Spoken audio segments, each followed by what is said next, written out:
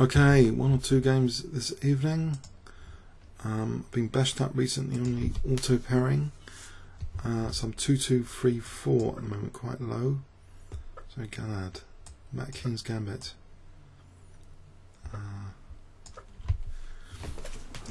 Knight F3, so that's streaking across my castle king position if I want a castle.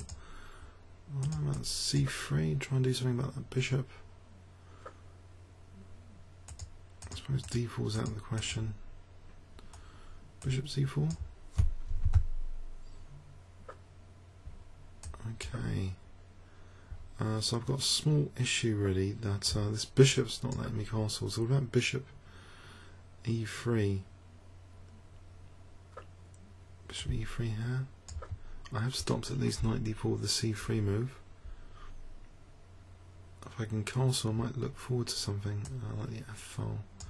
It's not letting me do that. Okay. Again? Or should I try and castle queenside? Am I going to castle here to protect F3?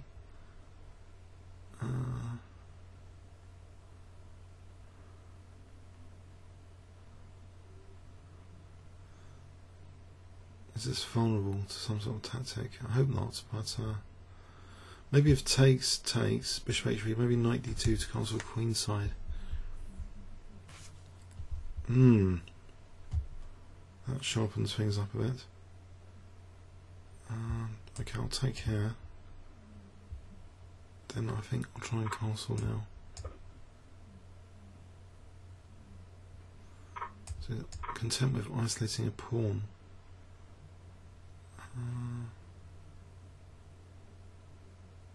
But the bishop might be useful on the diagonal. Okay. Do I want an exchange? I'm going to lose B2. Queen F2, I'm going to lose E4 anyway. So I'll have to do something. Okay, E5 here. Or H3. I think H3 to try and strengthen at least E4. Looks a bit miserable actually, but maybe it's going to improve.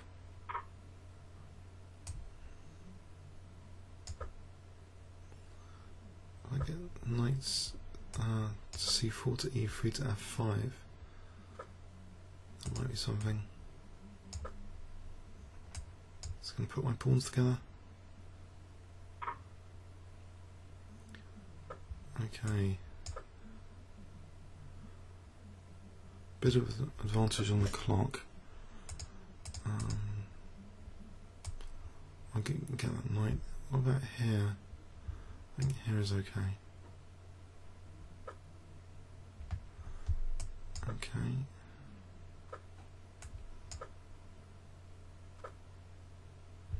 Pesky knight. If there's a check, King G3. So Rook A2, King G3. Okay, I think King G3 might be useful anyway.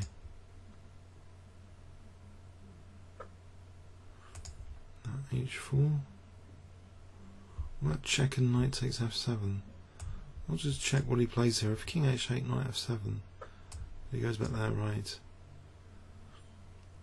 So H4 is knight E2 or something.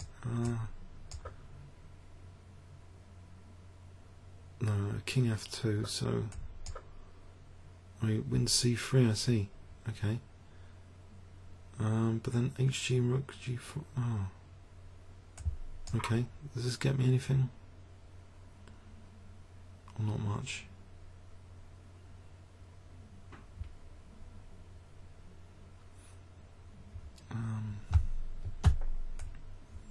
Doesn't seem like much to write home about at the moment.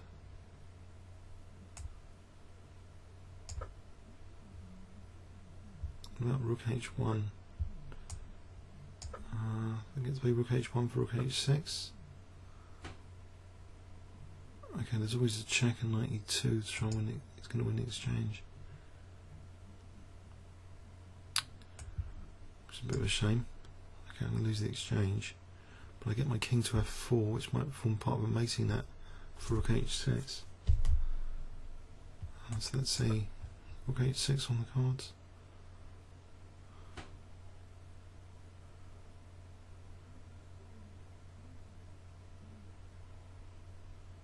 Okay. Well, at least I can try and get some pawns here. A couple of pawns for that exchange. This king e5. I'll go for the couple of pawns. The knight still is kind of attractive on f5. This pawn might be a dangerous pass pawn, the e pawn, one day.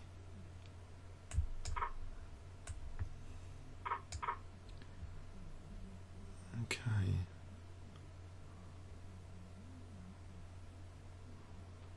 Right, let's win another pawn. Getting some compensation here.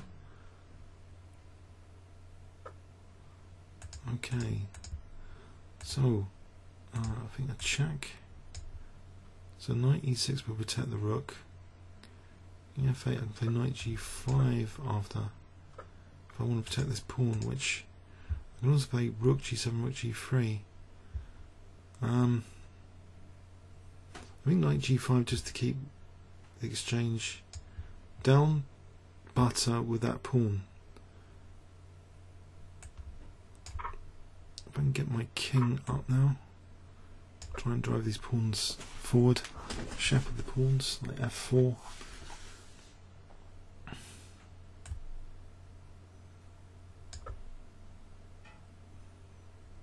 So e5, knight e6, queen. So knight e6 next, and then king g6. So knight e6 protects f4. No, king. King f6 says rook f4. Okay, now there's no rook f4, so I'll go with that. So I'm threatening almost the mating net around his king. Okay, if I follow these checks, where do they lead? Can I win that rook on h1? It's just mating. Wow. Okay, so Galaad's gone down. I think he's quite a good player. He's been up to 23-40. So yeah, he had all the pressure. Just later on, I don't know, he had that isolated pawn. What was gone here? Pawn down, and then two pawns down, but here with dangerous compensation, because check here, this is a mating net, amazingly. So amazing. I think this would be mate. So some dangerous compensation with the exchange emerged, and these pawns are quite dangerous now with the knight and the king. Comments or questions on YouTube? Thanks very much.